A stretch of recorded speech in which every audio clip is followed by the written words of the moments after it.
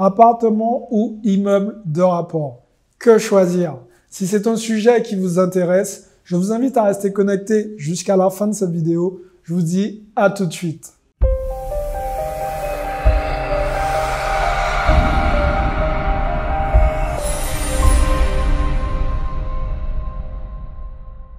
Salut à tous, je suis Xavier Prétérit, je suis l'auteur de 2 livres à succès, le livre Cave et Parking et le livre Devenir libre financièrement grâce aux immeubles de rapport. D'ailleurs, à ce sujet, si tu n'as pas encore un de ces 2 exemplaires, je t'invite à aller dans la description et de te procurer un de ces 2 livres. Donc maintenant, nous allons voir que choisir entre un appartement et un immeuble de rapport. C'est quoi la différence finalement quand on décide de se lancer dans l'investissement locatif et qu'on hésite, on entend parler de différentes stratégies telles que acheter un appartement, le mettre en location saisonnière, de faire de la colocation ou de le mettre en location simple ou acheter tout simplement un immeuble de rapport. On va essayer de comprendre aussi qu'est-ce que c'est qu'un immeuble de rapport. Avant d'aller plus loin les amis, je vous invite à cliquer dans la description. Je vous ai laissé un formulaire tout simplement que j'ai appelé l'analyse stratégique. Vous allez pouvoir réserver votre créneau. Je vais vous contacter personnellement et nous allons voir ensemble où vous avez des blocages et comment vous allez pouvoir investir dans l'immobilier et réussir à vous générer vos premiers revenus locatifs. Donc maintenant, passons au vif du sujet. Si ce n'est pas fait les amis, abonnez-vous à la chaîne et mettez un like. C'est parti. Donc, que choisir entre un appartement et un immeuble de rapport? Vous l'aurez compris, je suis un fan d'immeubles de rapport. Mais c'est pas pour rien. C'est tout simplement parce que ça fait partie des investissements les plus rentables en immobilier. Même pas que. Les immeubles de rapport, si vous voulez, ça procure une certaine liberté. Une certaine liberté de faire un peu ce qu'on veut finalement. Bien évidemment, en respectant le PLU de certaines communes. Donc, qu'est-ce que le PLU? C'est le plan d'urbanisme. C'est un peu ce qui va... Si vous voulez, c'est un peu les règles qu'on trouve dans chaque commune par rapport au logement que vous allez avoir dans telle ou telle commune. Si les règles, c'est d'avoir par exemple un logement blanc, vous devez mettre votre logement en blanc. On parle de l'extérieur, tout ce qui est visible, notamment sur les toitures. Dans certains PLU, les toitures doivent être en tuiles rouges. Il faut des toitures en tuiles rouges. A contrario, une fois que vous respectez ça, l'immeuble en lui-même, vous faites vraiment ce que vous voulez dedans, à condition bien évidemment de respecter les normes françaises pour éviter tout type de problème. Maintenant qu'on sait un peu tout ça, on sait aussi que voilà, quand on achète un appartement, on est soumis aux différentes charges afférentes à l'immeuble dans lequel l'appartement se trouve. Si vous achetez un appartement dans un immeuble avec, par exemple, une grosse copropriété, vous allez être confronté à ce que j'appelle des charges qui peuvent très vite monter.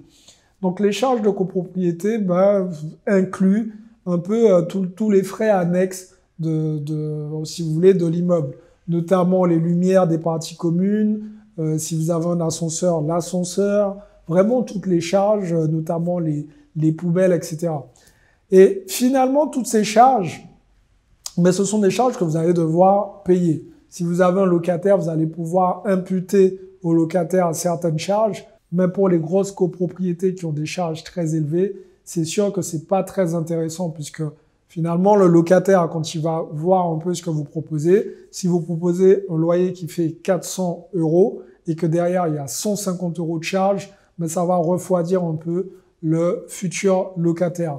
Donc, en fait, c'est déjà un point noir, si vous voulez, qui pose problème par la suite si vous souhaitez mettre un bien en location. Puisque de toutes les façons, c'est pas à vous de payer ces charges, c'est forcément au locataire, mais le locataire, lui, il sait que son objectif, c'est d'avoir le bien qui lui coûtera le moins cher et qui sera en meilleur état possible. Donc ça, c'est déjà le premier point négatif à mon sens quand vous achetez un appartement simplement. Deuxième point négatif quand vous achetez un appartement, effectivement, comme vous êtes soumis au syndic de copropriété, si ce syndic a décidé de faire un vote collectif et que la majorité des personnes ont voté oui pour, par exemple, un ravalement de façade, ben, si financièrement vous n'étiez pas prêt à mettre la main à la poche, ben, vous allez quand même devoir mettre la main à la poche. Malheureusement, c'est un point qui fonctionne comme ça. Il suffit que la majorité vote oui. Et même si vous n'êtes pas d'accord, ben, vous allez mettre la main à la poche pour participer au ravalement de façade en sachant que peut-être qu'à l'instant T, vous n'étiez pas prêt à le faire ou vous n'étiez tout simplement pas d'accord parce que pour vous, la façade ne méritait pas d'être refaite. Notamment quand il y a, par exemple, un problème au niveau de la toiture. Si vous êtes au 2e étage, ben vous allez aussi mettre la main à la poche pour pouvoir simplement participer aux frais de ce même appartement en sachant que vous avez un appartement. Je ne vais pas tous les citer, mais vous l'aurez compris. Tous les frais qui seront afférents à l'immeuble, ben, vous allez mettre la main à la poche. Et ça, pas forcément quand vous avez forcément envie de le faire ou pas forcément quand vous pouvez le faire. Donc l'appartement, il est un peu contraint à subir, si vous voulez, ben, la loi que le syndic de copropriété va mener au quotidien. A contrario, quand vous avez un immeuble de rapport, ben, c'est un peu vous qui décidez. Okay? Si vous avez une fuite d'eau, ben, c'est toujours mieux pour vous de régler la fuite d'eau le plus vite que possible. Et pour ça, vous avez quand même une assurance qui pourra prendre en charge en partie ces éléments-là. Donc déjà, à ce niveau-là, vous pouvez être rassuré. Mais c'est surtout que demain, si vous souhaitez donner encore plus de cachet à votre bien, notamment refaire les peintures, mais vous allez attendre d'avoir suffisamment de cash de disponible pour le faire et pour pouvoir donner encore plus de valeur à votre bien immobilier. Et ça, vous allez pouvoir le faire uniquement quand vous allez juger que c'est le bon moment pour vous, pour vos finances et aussi pour vos locataires. Un immeuble de rapport aussi, le gros avantage, c'est finalement vous divisez les risques. Quand vous achetez un immeuble de rapport, vous avez plusieurs biens immobiliers dans ce même immeuble. Et en fait, si vous voulez, les risques seront divisés par le nombre de biens que vous possédez dans ce même immeuble. Par exemple, s'il y a une des personnes qui ne paye pas son loyer, ben les autres personnes vont, si vous voulez, absorber cette charge. Bon, parlons pas de choses négatives, mais disons, si vous avez une vacance locative, ce qui peut arriver, ben les autres personnes aussi, les autres locataires vont pouvoir absorber cette charge. A contrario, quand vous avez un appartement qui est loué de façon classique, ben si y a une vacance locative, ben vous allez devoir assumer cette charge pleinement. Vous n'avez pas le choix puisque vous n'avez qu'un seul locataire et le temps de faire la transaction, de mettre un nouveau locataire dans cet appartement, ben le temps passe et forcément vous allez mettre la main à la poche pour pouvoir financer votre bien immobilier en l'achetant à crédit bien évidemment. Donc voilà, vous l'aurez compris, vraiment la différence entre un appartement et un immeuble de rapport. Si vous devez choisir, je vous conseille en tout cas pour un investissement locatif de vraiment vous focus sur les immeubles de rapport parce que premièrement, vous allez avoir plus de chances d'avoir un rendement très élevé. Alors, encore une fois, je mets une petite parenthèse. Je ne parle pas de colocation, je ne parle pas de location saisonnière et tous les modes de location qui vous permettent d'avoir un cash flow plus élevé que la normale. On parle vraiment de location simple.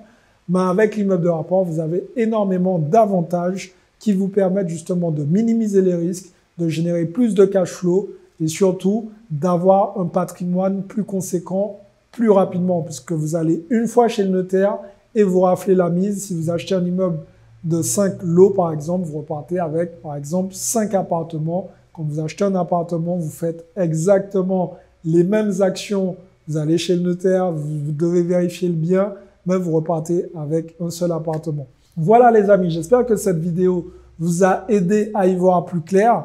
J'espère que vous avez compris l'utilité vraiment d'investir dans un immeuble de rapport, croissance en termes de patrimoine, diviser les risques, faire plus de cash flow. Vraiment, il y a vraiment tous les éléments nécessaires pour passer au niveau supérieur. Si c'est quelque chose qui vous intéresse, vous souhaitez investir dans les immeubles de rapport, je vous invite à cliquer dans la description.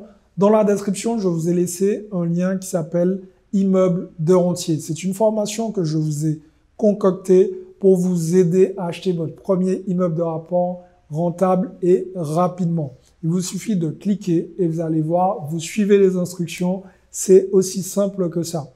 J'espère que cette vidéo vous a plu les amis. Si c'est le cas, mettez-moi un like. Ce like va me permettre simplement d'être mieux référencé sur YouTube, d'être un peu plus connu. Donc ça va me permettre aussi d'avoir une communauté plus grande. Et si la communauté est plus grande, je vais pouvoir vous apporter encore plus de valeur.